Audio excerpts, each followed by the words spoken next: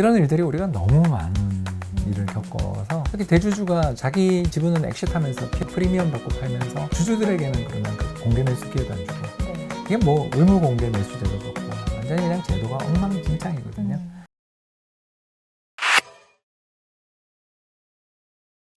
정말 그 떨어지는 칼날에 새로 사기 힘들다라는 건 저도 잘 알고요. 그래서 그런 분들, 난 정말 이거 견디질 못한다 라고 하는 분들한테는 추천하고 싶은 게 개인연금이나 퇴직연금 계좌로 요새 ETF가 매매가 가능하니까 ISA 계좌는 개별 종목도 되고 그거 샀다 팔았다 해서 돈을 인출 못하니까 왜냐하면 그 700만 원까지 세액 공제 받은 거는 인출하면 더 많이 토해내야 되니까 그거 말고 그 추가로 납입할 수 있는 게 합쳐서 1,800만 원까지 되니까 그걸 좀 활용해서 한번 투자를 해보시면 자신의 그 매매 습관을 팔아서 그냥 인출하고 싶어 하지는 그 욕망을 좀 이렇게 억누르는 데도 도움이 되지 않을까. 네, 맞습니다. 그렇게 하면 좀 더 오히려 장기적인 관점에서 투자를 하는데도 도움이 될 수 있을 것 같습니다. 박사님, 이게 질문지에는 없는 내용인데 이제 과거에 달러를 파셔가지고 한국 주식을 막 사시고 하셨다고 하셨잖아요. 옛날에. 제 친구가 한 4, 5년 전에 박사님의 그런 영상과 그리고 뭐 강의를 많이 들으면서 달러를 샀는데 1억 어치를 샀어요. 멋지다. 멋지죠?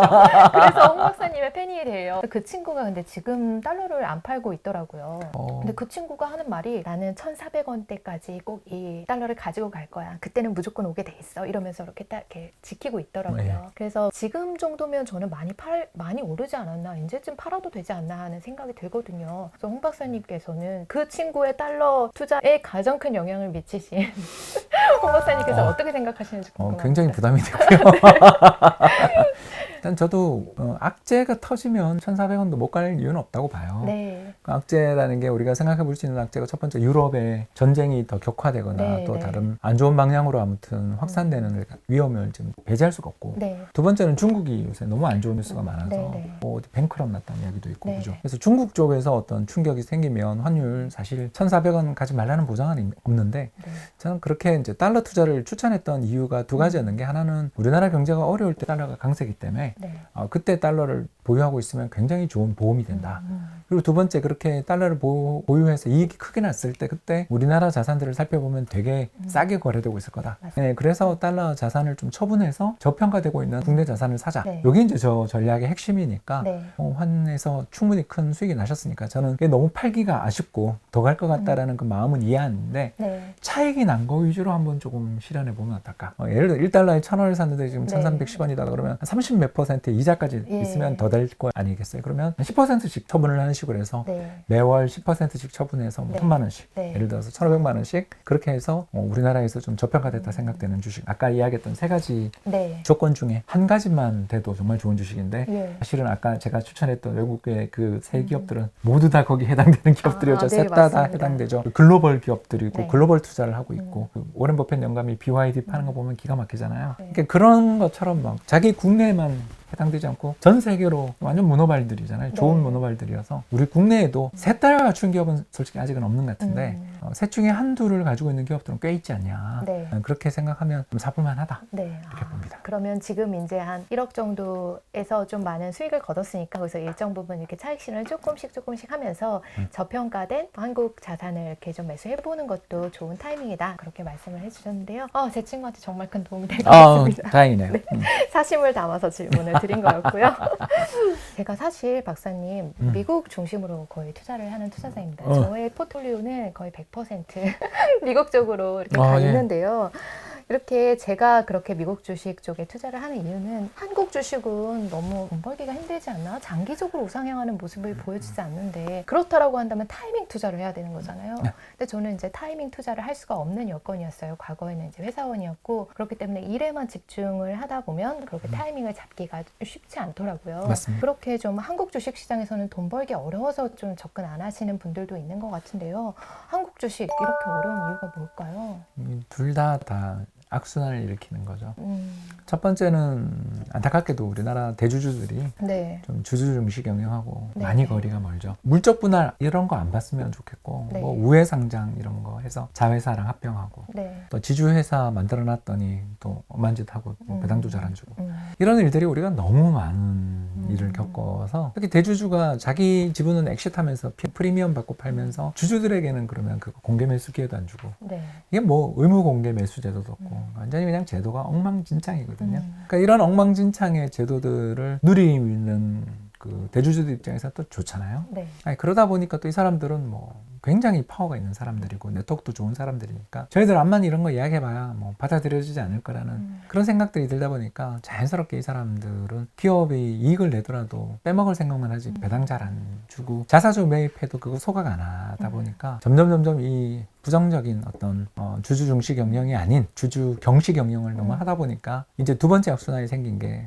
투자자들이 어떤 기업에 대해서 투자를 함에 있어서 그 기업의 장기적인 수익성, 1년 뒤에 이 회사가 가지게 될 미래 이런 거보다는 차트가 이쁜가, 재료가 있는가, 어떤 테마에 들어가는가 이런 거 보면 우리나라 주식시장의 참가자들도 시장을 어떻게 보냐면 여기를 투기판 카지노로 보는 거죠. 네. 그래서 투자자들이 주식시장을 다 카지노로 또 보면서 1년에 막 매매 회전율, 샀다 팔았다는 비율들이 동학개미 기준, 2020년에 계좌를 개설했던 분 기준으로 해서 평균 7일 정도 보유하니까 1년에 50번 회전하거든요. 네. 그러면 또 기업들 입장에서 아니 7일 보유하는 분한테 신경을 쓸 이유가 있나요? 왔다 가는 손님이지.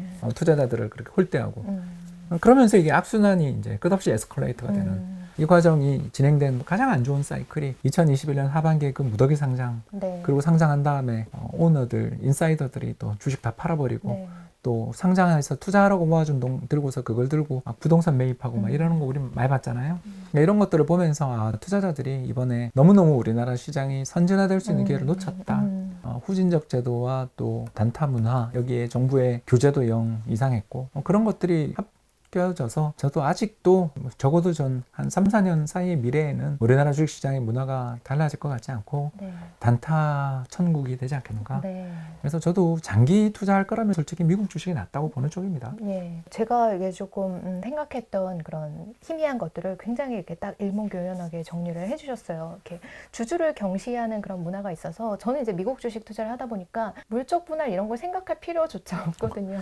이중 상장 문제도 없고 네. 이건 홀딩 컴퍼니가 있는데 자회사가 왜 상장하는지를 네. 이해할 수도 없고 네, 그런 문제를 고려를 할 필요가 없는데 이제 국내 투자를 오면서부터 이런 것들을 다 고려를 해야 되고 그리고 되게 특이했던 게 제가 이제 대학교 때 투자를 이제 국내 주식으로 시작을 했었어요. 그때는 이름에 뭐 삼성자가 들어가면 다 되게 좋아 보이고 그래서 삼성이랑 아무 관련이 없는데 삼성자가 들어간 기업들도 있잖아요. 뭐 삼성 출판사 뭐 이런 것들은 그런 식으로 완전히 좀 잘못 알고서 투자를 하면서 나는 삼성의 주주다 이렇게 생각하기도 하고 이름이 예뻐서 막 이렇게 갑자기 주가가 올라가기도 하고 그런 굉장히 다양한 것들을 좀 경험을 하는데 그렇지 않고 좀 더 우리나라의 자본시장도 선진화가 되어갈 수 있도록 그렇게 되면 좋을 것 같습니다. 미국 주식 투자에 대해서 근데 저는 박사님께서는 나스닥은 그렇게 좋지 않게 본다라고 하는 거를 제가 들었어요. 그래서 혹시 미국 주식 저는 나스닥 쪽에 많이 투자를 하고 있고 성장주 위주로 투자를 하고 있는데 이런 제가 좀 주의해야 될 부분에 대해서 말씀을 해주시면 감사하겠습니다. 예, 인플레이션에 제일 취약한 분야다. 네. 이렇게 외워두시면 되겠습니다. 그래서 저는 스태그플레이션 가능성 그렇게 높게 보지 않고 네. 그냥 불황이지. 예, 불황이 오면서 물가 압력이 서서히 둔화될 거라고 생각하는데 문제는 물가 압력이 급격히 떨어지는 게 아니라 서서히 둔화된다면 연준의 금리 인하는 꽤 먼 일일 수도 있거든요. 물론 시장 금리는 그 전에 빠지겠지만 네. 그렇게 되면 이게 과연 나스닥의 기술 기업들이 얼마나 버틸 수 있겠는가에 대해서도 한번 고민을 해봐야 되는 게 이 나스닥의 기술 기업들은 레버리지가 되게 높아요. 네. 먼저 영업 레버리지가 되게 높은 게 이 아마존이 보여준 길이죠. 네. 이익 안 내고 네. 유보 안 하고 그냥 들어오는 돈은 오로지 투자 M&A로 가다가 터지면 내가 세상의 승자 위너가 되는 거잖아요. 그래서 세계 최고의 부자가 되고 그럴 정도로 그가 어마어마한 성공을 거뒀던 이유는 이익 이런 거 생각 안 하고 돈 들어오는 대로 투자하고 물류센터 짓고 다양한 상품들, 네. 다양한 기업들을 인수해서 시장을 장악하는 방향으로 가는데 네. 이런 전략을 가장 잘 따라가는 회사가 테슬라고 네. 넷플릭스고 뭐 네. 그러지 않겠습니까? 네. 근데 문제는 이 전략이 불황을 딱 만나는 순간 이게 진짜 힘들어지거든요. 그러니까 매출 성장이 나오기 힘들고 또 인플레이션 속에서 전부 다 가격을 올려야 되는데 다른 기업을 압도해서 내가 그러면 이걸 깎아줘야 되는데 네. 원가 올라가는 게 있는데 이게 깎아주기도 어렵고 설비도 다 비싸고 투자하는 금액도 엄청 들고. 네. 그래서 인플레이션 발생해서 불황이 오는 시기들에는 되게 힘들어집니다. 네. 그게 대표적인 게 2000년이고 네, 네. 2008년이고 그랬죠. 두 번째 문제는 또 재무 레버리지인데 이제 버닝하고 있잖아요. 네. 돈을 태우면서 달려가고 있는 중이기 때문에 이게 이제 자금 조달을 증자를 하거나 VC들한테 IPO 과정에서 뭐 등등 해서 조달받은 돈이 있을 때 정말 좋은데 이제 또 끊기고 있잖아요.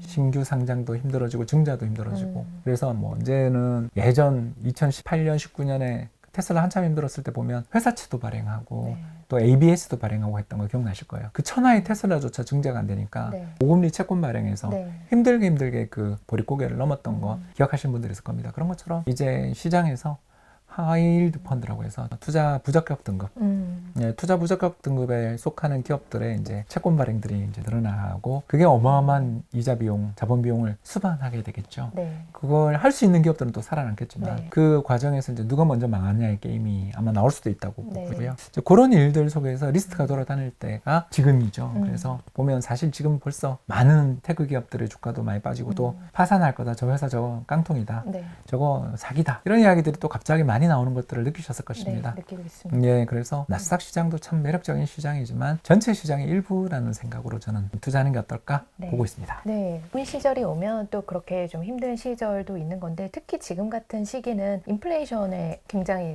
취약한 기업들이잖아요. 금리가 높아지면 그만큼 이제 할인율이 높아져서 지금 현재 주가 가치를 또 이제 좀 떨어지게 될 수 있는 부분도 있는 거고 또 앞으로 이제 돈을 조달하는 방식에 있어서도 더 많은 이자 비용을 지급을 해야 될 수 있는 상황이다. 그래서 여러모로 지금 사면초가 상황에 있는 건데 그래서 조금 힘들지만 저는 그래도 앞으로 성장적 투자를 좀 아까 뭐 3년, 3, 4년이라고 그러시니까 걱정은 안 되는데. 네네. 3, 4년 이후에는 뭐 많이 해결이 되어 있지 않을까요? 그럼요. 한 사이클 또 돌겠죠. 네. 네. 그 사이에 굉장히 어려운 시간이 있을 것 같은데 한번 잘 이렇게 명상을 해보도록 하겠습니다. 예, 증거로 남겨야죠. 오늘 영상을. 투자업계에 굉장히 오랜 시간 동안 계셨는데요. 이렇게 큰 규모로 주식을 투자하시는 분들도 많이 보셨을 것 같아요. 근데 그렇게 큰 규모로 주식을 굴리다가 깡통 차는 분들 혹시 보신 적 있으신지 그런 분들의 뭐 특징이 뭔지가 좀 궁금합니다. 너무 많이 봐서. 너무 많이 보셨다고요? 예, 뭐 이번에도 또 나온 것 같고요. 네. 네. 그렇게 돈이 많으면 네. 좀 천천히 벌어도 되잖아요. 이제 네. 벌어둔 돈이 많으니까. 근데 또 빚을 그걸 내서 투자를 하게 되면 금리 올라갈 때 버틸 수가 없어요. 네. 이게 귀신같이 이자가 탁 들어오고 네. 받아갈 뿐만 아니라 이 금리 상승이 취약한 기업들 중에 투자 포트폴리오 중에 한두 개만 무너지기 시작해도 이게 연쇄적으로 이게 터지거든요. 예. 그리고 또 어떤 이가 되게 유명하고 큰 포지션을 가지고 있으면 이 사람이 소문이 나거든요. 네. 이 사람이 청산될 때까지 공격이 들어오는 경우도 저는 되게 봤거든요. 그래서 이게 참 슬프지만 정말 그렇게 잘하시는 분들 중에서도 신용, 미수, 스탁론 쓰다가 이렇게 일거에 네. 그간 쌓아놨던 모든 부를 잃어버리는 분들을 저는 종종 봤기 때문에 다음에 꼭 투자를 할 때 또 좋은 계획 올 텐데 레버리지 투자는 최대한 좀 자제하고 또 레버리지를 쓰고 싶다면 그 부동산 고정금리 대출처럼 마치 담보가 있고 한 방에 돈을 찾아가지 않으며 몇십 년 동안 돈을 저금리로 빌릴 수 있는 그런 돈들을 가지고 하는 거는 차라리 어떻게 노력 여하에 따라서는 한번 성공의 기회들이 있을 수 있지만 지금처럼 변동금리의 높은 레버리지 비율을 가지고 투자를 한다라는 건 저는 정말 이거는 리스크 관리를 잘 할 수 있는 근데 나는 할 수 있을 거야라는 확신으로 되는 게 아니라 시스템이 뒷받쳐줘야만 가능하니 되도록 좀 안 했으면 좋겠다 이 말씀 드리고 싶습니다. 저도 같은 마음입니다. 제가 주식 투자를 하면서 저도 레버리지 0으로 저는 꾸준히 하고 있거든요. 근데 이제 요즘에 아무래도 뭐 TQQQ나 그렇게 이런 3배, 5배 레버리지까지 그렇게 인기가 있는 거를 보고 제가 그거에 대해서 좀 안 좋은 영상을 올렸더니 굉장히 악플에 굉장히 좀 잠깐 시달렸었는데 예, 마상을 입었습니다. 저도. 그래도 저는 그런 건 좀 아니다라고 생각하는 입장이 조금 있어서 그렇게 말씀을 드린 거였었고요.